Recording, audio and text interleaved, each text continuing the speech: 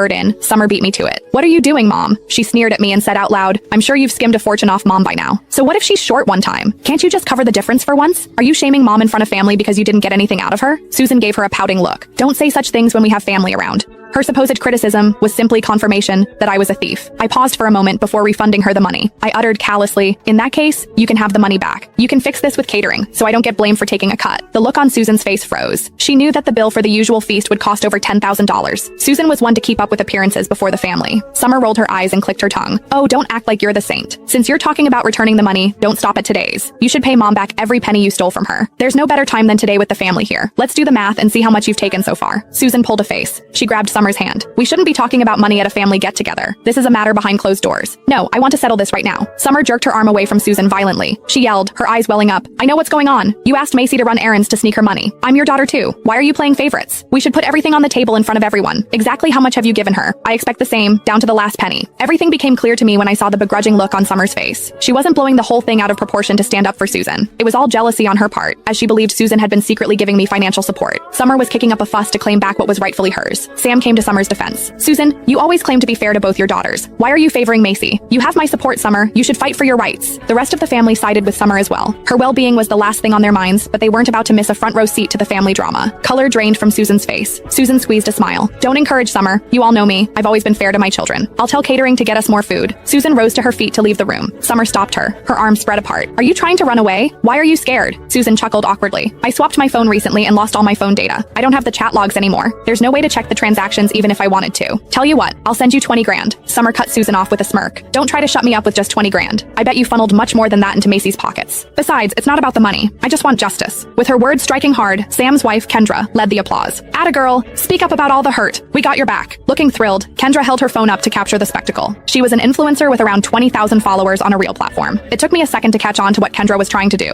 Sure enough, I checked Kendra's social media handle using my alternative account and found that she was live. Nevertheless, she had only a handful of viewers so far. Displeased with the low viewer count, Kendra egged the other family members on to stir up more drama. With the family behind her, Summer straightened her back and felt assured. She spoke aloud. "You talk about being fair to both of us, but in truth, you favor Macy in secret. Do you think I'm blind? Today, I'm finally standing up for myself." Susan looked at me pleadingly, expecting me to step in and intervene. I sighed to myself. Though Susan's behavior let me down, this was ultimately a private family matter. It was one thing to air our dirty laundry in front of family, but the stakes had shifted now that Kendra was live streaming the conflict. With Kendra and the family stirring the pot, the live broadcast's viewer count shot up. I refused to let our family matters be her clickbait, or allow strangers who knew nothing to comment. Hence, I interrupted Summer abruptly. "We'll talk at home. For now, let's just enjoy dinner." I gave her a look, but the message went over Summer's head. She scoffed. "As a vested party, you have no say here. Am I wrong to ask to be treated